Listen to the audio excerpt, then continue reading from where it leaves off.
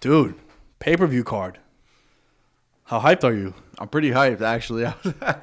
I mean, I'm not the biggest Conor McGregor fan, but like, there's an aura about him that I don't know. I just get hyped. I mean, I like Khabib, so like last time he fought, well, 2 times ago now, but I was hyped. I was like, yo, sick matchup. But like this morning, I got in my car at like 5 in the morning. I put on Hypnotize. I was like, yo, it's fight week. Like, I was bumping that. I was just getting hyped. I was like, it's something about a Conor McGregor fight week that, even though I'm not, like, I'm a fan. Like, he's like a, beyond his fighting, he's just like a mega star. Like, it's something like he has some like this aura to him.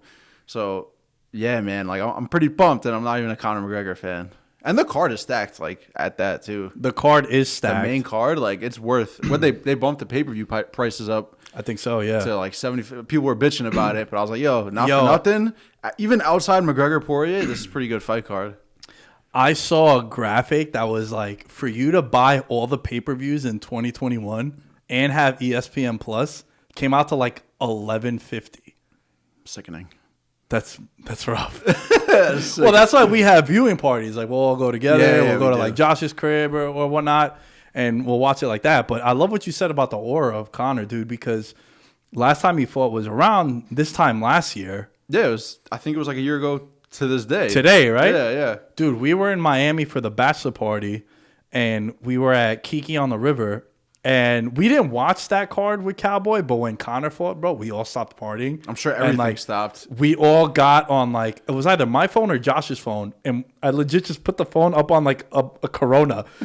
And we're watching it. And it's like, bro, now that I think of it, dude, you're right. Everyone stopped in there. And, like, they were tuned into. They didn't have the TV on they didn't have the fight on the TV in there. I don't even know if there's TVs in there. But you saw a lot of people on the phone. Yeah. I was going to say, I'm sure, like, people are just like, yo, what's going on? And even if they're not, like, watching it on a stream or something. Yeah. There's Twitter, like, fucking bloody, like, you know, someone's tweeting updates. Yeah. Or even on Twitter, you used to be able to find someone be, like, live streaming it from their cell phone so you could get, like, a bootleg version of it. Yeah, be careful. Dana White might come after you now. Yo, you know how mad I am about that? How do you feel about this fight in particular, Conor and Dustin? Because obviously it's a rematch, way different from the first time these dudes fought. And, yo, you think Dustin's getting slept on? I think so. Last time they fought, I mean, it was like kind of a career-altering loss for Dustin in the sense that that was his last fight at 45. And, like, the cuts, even for Conor, like, dude, like, if you look at Conor at 45, he looks like sick. A shell of himself. Yeah, he Yeah. does look sick. But, yeah, Dustin moved up to 55, went on a massive run, wound up capturing interim gold against. He beat Max, dude. Like, we saw Max's performance this weekend. Like, Dustin Poirier just took out Max, what was it, I think 18? Or 19, it might have been early 19 in April or whatever it was. He took him out during his prime. Max was still the featherweight champ at the time. Yep. So, yeah, man, I think Poirier is being slept on. He's coming off a fight of the year against Dan Hooker. That fight was bananas. Go watch that fight if you want to see a great fight. Bro, that second round of that fight, fight, round of the year, I think was the best round I've ever seen. Yeah. Dude. Maybe like that one Adesanya Gastelum round where both of them got dropped in the same ring. You're like, yo, what the fuck? Yeah. But besides that, bro, that round was just crazy. Yeah, dude. And dude, even Poirier's body of work, like he stopped Gaethje, Eddie Alvarez, obviously the Hooker thing too, going the distance there, beat Max. It's like he lost to Khabib, but like so has everyone else. Yeah. So I do feel like Dustin's getting a little disrespected in this one, man. Yeah, I agree. The odds, the line is like, I think almost 3-1 now for Conor. I think it was like really. I think it was 290 last time I looked. I could be wrong.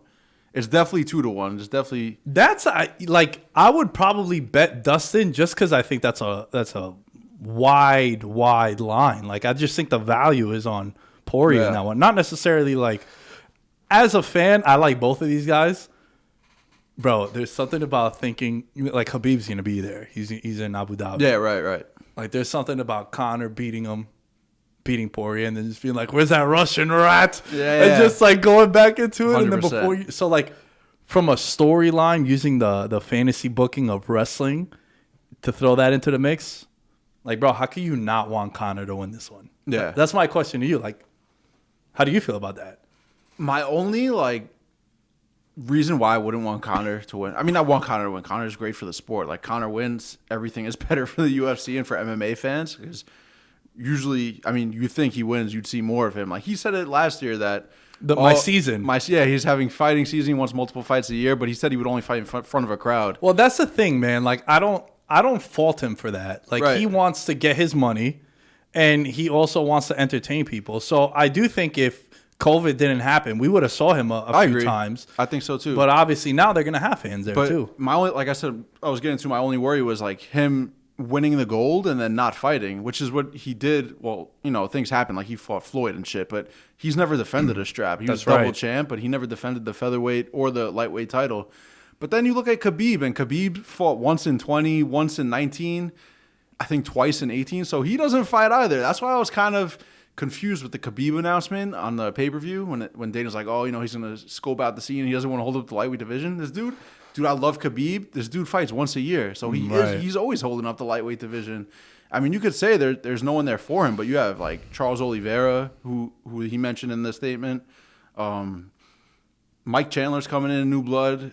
Poirier and McGregor, he's fought. He's beaten them kind of decisively. He got finishes. I love when he beat who's is Gaethje, and he mentions that in like the Russian accent. He's like, "What I wait for? I choked both them out." He's like, "Dustin, Conor, I choked them both out." It's like, well, you're right. I feel, but like you said, like why don't you want McGregor to win? You do want McGregor to win. That Dana wants that fight. Like everyone in the world wants that fight again.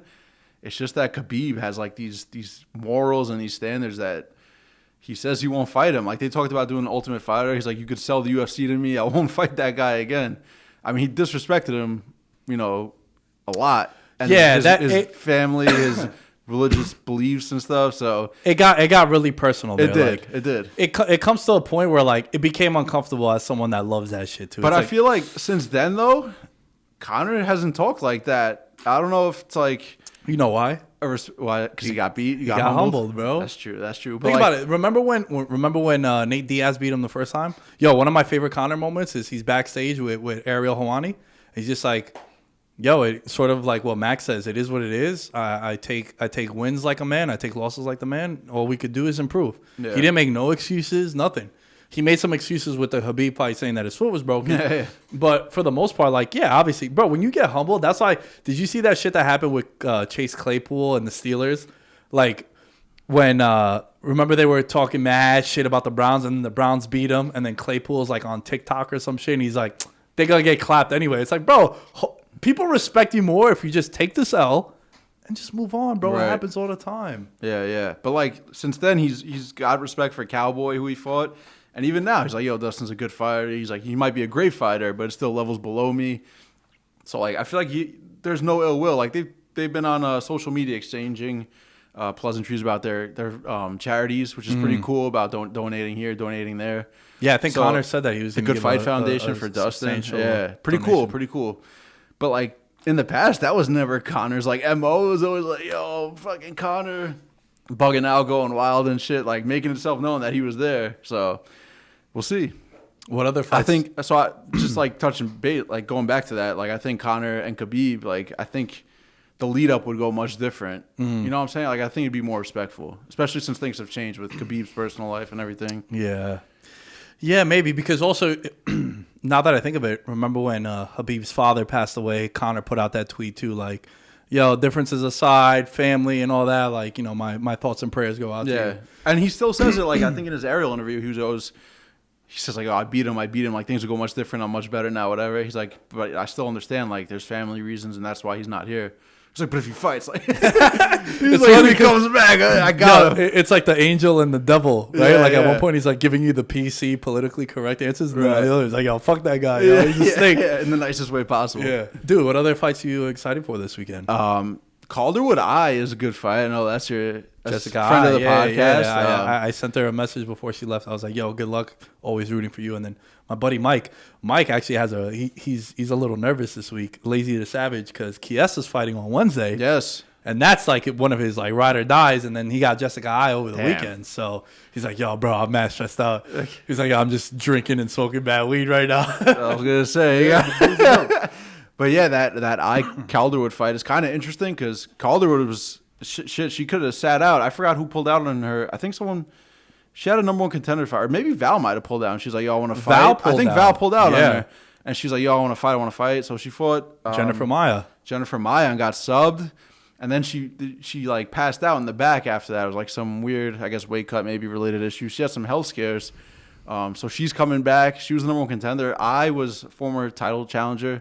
So the 25 division like is wide open in the women's side. I mean, you have Valentina, who's the cream of the crop, and I don't think anyone's beating her. But it's always like interesting to see who's the next challenger. And since Calderwood hasn't fought her yet, it'd be interesting to see, what happens in that matchup. And then you have like Hebos is fighting Marina Rodriguez, who's just took her first L to Esparza. So the women they're both on the main card, and I think for good reason. Like those are two interesting women's fights where you have Hebos, who's like the up and comer, like subbed Paige Van Zandt. Yeah, and they love her too. Like her personality. That's what I'm saying. Like She's could very be marketable. Women's superstar. So yeah, those are two interesting fights in my opinion. Then you have the co-main, obviously Michael Chandler debuting. Like there's so many good stories on this card, which is why at the jump I said this card might be worth the $75 outside of the McGregor fight. Dude, how do you feel about Chandler? Because I feel as if there's some studs in Bellator. Yeah, there are. I was on the flight back from Vegas with Douglas Lima. Wow, yeah. Bro, that's a GOAT in Bellator. Dude, so GOAT in MMA. Forget Bellator. So we're waiting to board our flights, and the TSA, mind you, this is March of last year, so March 2020. COVID hasn't hit. No one's wearing. I think like 2 people were wearing a mask, but it was, I just went to T-Mobile and it was fucking packed out. So we're waiting over there, and we both get like. They, when they're like, oh, zone 6 can start. So we both go up, and then like we're kind of just like next to each other. I'm like, bro, I know who this fucking guy is. I just know, like I've seen him before. And then he got the cauliflower ears and shit. And then the announcer goes, oh, well, someone by the name of Douglas Lima come up to the board. And I'm like, oh, the fucking Bellator motherfucker. So he goes, and then he comes back, and like his bag had tipped over, and then I just picked up his bag, and he was just like, oh, he's like, thanks, buddy. I was like, yo, man. I was like, I think you're the best 170 in the world. He goes, I am. Right? And then we like got on the flight, and he's like, oh, well, what are you here for? I was like, yo, I do a show, this and that. And I know some people. I mentioned Jared, and he mentioned someone that Douglas Lima trains with Jared also. I'd be lying to you if I told you what the name was. And then I was like, yo, health and wealth, man, moving forward. Keep up. I'm a big fan. It's funny now because his brother Diego is fighting Jared's best friend Bilal. Right. Coming up. Yeah.